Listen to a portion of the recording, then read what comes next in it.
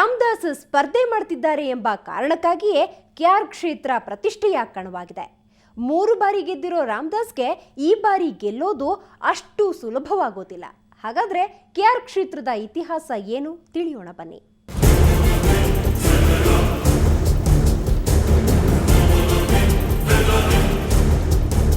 ಒಂದು ಕಾಲದಲ್ಲಿ ಜನತಾದಳ ಕಾಂಗ್ರೆಸ್ಗೆ ಈ ಕ್ಷೇತ್ರ ಭದ್ರಕೋಟೆಯಾಗಿತ್ತು. ಆದರೆ ಈಗ ಬಿಜೆಪಿಗೆ ಭದ್ರ ನೆಲೆಯನ್ನ ಕಲ್ಪಿಸಿಕೊಟ್ಟಿದೆ.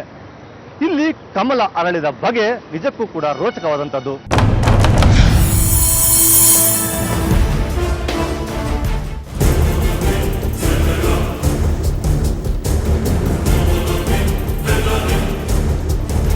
ಕೆಆರ್ ಕ್ಷೇತ್ರದ ಪೂರ್ತಿ ಹೆಸರು ಕೃಷ್ಣರಾಜ ಅಂತ.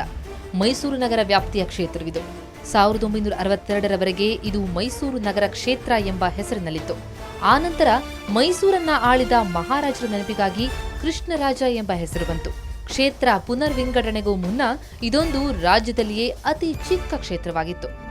ಈಗ ಕ್ಷೇತ್ರ ವಿಸ್ತಾರವಾಗಿ ಮಹಾನಗರ ಪಾಲಿಕೆಯ 1ರಿಂದ 18, 20, 62ನೇ ವಾರ್ಡ್ಗಳನ್ನು ಒಳಗೊಂಡು ನಗರದ ದಕ್ಷಿಣ ಭಾಗದಲ್ಲಿದೆ.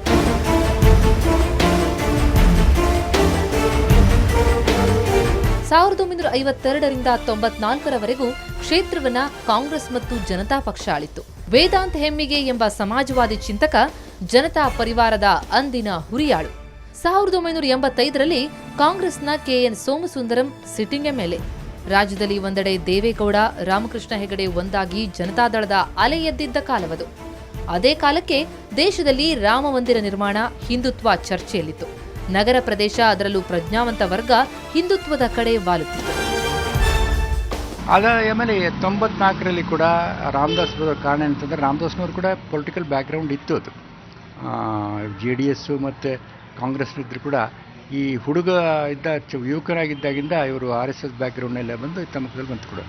ಆಮೇಲೆ ಅದಲ್ಲದೆ ಜನರು ಕೂಡ ಒಂದು ರೀತಿಯಲ್ಲಿ ಒಂದು ವಾತಾವರಣ ಕೂಡ ಬದಲಾದಂತೆ ಅವರು ಕೂಡ ಅವ್ರ ಮನೋಭಾವನೆ ಕೂಡ ಭಾರತೀಯ ಪಾರ್ಟಿ ಅವರಲ್ಲಿ ರಥಯಾತ್ರಾ ಅದಂತೆಲ್ಲ ಮಾಡೋದು. ಸೊ ಇದೆಲ್ಲ ಪ್ರಮುಖವಾಗಿ ಇಲ್ಲಿ ಕೂಡ ಇನ್ಫ್ಲೂಯೆನ್ಸ್ ಮಾಡ್ತಾರೆ.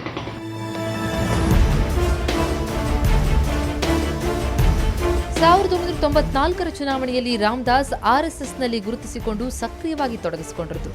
ಬಿಜೆಪಿಯ ಹಿಂದುತ್ವ ಹಾಗೂ ರಾಮಮಂದಿರ ನಿರ್ಮಾಣದ ಅಲೆಯಲ್ಲಿ ರಾಮದಾಸ್ ಗೆಲುವಿನ ನಗೆ ಬೀರಿ ಕ್ಷೇತ್ರದಲ್ಲಿ ಕಮಲವನ್ನ ಅರಳಿಸಿ ಇತಿಹಾಸ ನಿರ್ಮಿಸಿದರು.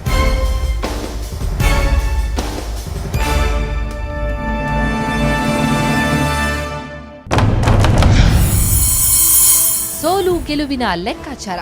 1994ರಲ್ಲಿ ಕಾಂಗ್ರೆಸ್ನ ಕೆಎನ್ ಸೋಮಸುಂದರಂರನ್ನ ಸೋಲಿಸಿ 28,190 ಮತಗಳನ್ನು ಪಡೆದು ಮೊದಲ ಬಾರಿಗೆ ರಾಮದಾಸ್ ಗೆಲುವಿನ ನಗೆ ಬೀರಿದರು. 1999ರಲ್ಲಿ ಕಾಂಗ್ರೆಸ್ ಅಲೆಯ ನಡುವೆಯೂ 29,813 ಮತಗಳನ್ನು ಪಡೆದು 2ನೇ ಬಾರಿಗೆ ಆಯ್ಕೆಯಾದರು. 2004ರಲ್ಲಿ JDS ಅಭ್ಯರ್ಥಿ MK ಸೋಮಶೇಖರ್ ವಿರುದ್ಧ ಸ್ಪರ್ಧಿಸಿ ಸೋತರು. 2008ರಲ್ಲಿ ಕಾಂಗ್ರೆಸ್ ಅಭ್ಯರ್ಥಿಯಾದ MK ಸೋಮಶೇಖರ್ ಸೋಲಿಸಿ 63,314 ಮತಗಳನ್ನು ಪಡೆದು ಗೆಲುವು ಸಾಧಿಸಿದರು.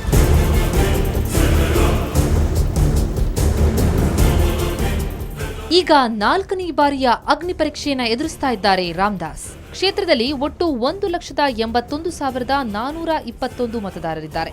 ಇನ್ನು ಕ್ಷೇತ್ರದಲ್ಲಿ ಜಾತಿವಾರು ವಿವರ ನೋಡಿದಾಗ ಬ್ರಾಹ್ಮಣರ ಪ್ರಾಬಲ್ಯ ಹೆಚ್ಚಾಗಿದೆ. ಅಂತೆಯೇ ದಲಿತರು ಕೂಡ ನಿರ್ಣಾಯಕ ಪಾತ್ರ ವಹಿಸಲಿದ್ದಾರೆ. ಜಾತಿ ಲೆಕ್ಕಾಚಾರ: ಬ್ರಾಹ್ಮಣರು 60,000, ದಲಿತರು 45,000, ಲಿಂಗಾಯತರು 28,000, ಕುರುಬರು 25,000,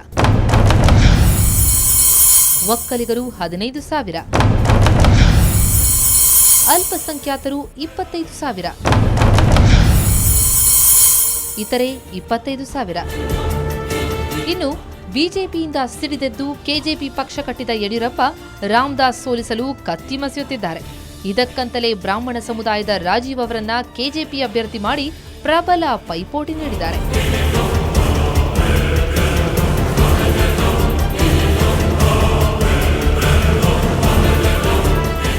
ಈ ಪೈಪೋಟಿ ಎಷ್ಟರ ಮಟ್ಟಿಗಿದೆ ಎಂದರೆ ತಮ್ಮ ಅಭ್ಯರ್ಥಿಯನ್ನ ಗೆಲ್ಲಿಸೋದಕ್ಕಿಂತ ರಾಮದಾಸ್ ಅವರನ್ನ ಸೋಲಿಸೋದು ಯಡಿಯೂರಪ್ಪನವರ ನಡೆಯಾಗಿದೆ.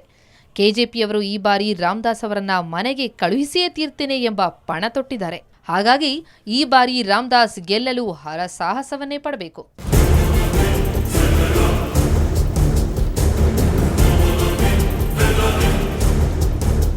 ಕೆಆರ್ ಕ್ಷೇತ್ರದಲ್ಲಿ ಅಭಿವೃದ್ಧಿ ಕಾರ್ಯಗಳು ನಡೀತಿವ್ಯಾ? ರಾಮದಾಸ್ ಮಾಡಿರೋ ಕೆಲಸಗಳೇನು? ಮತದಾರರು ಏನ್ ಹೇಳ್ತಾರೆ ಅನ್ನೋದನ್ನ ನೋಡೋಕ್ಕೂ ಮೊದಲು ಮತ್ತೊಂದು ಸಣ್ಣ ವಿರಾಮ.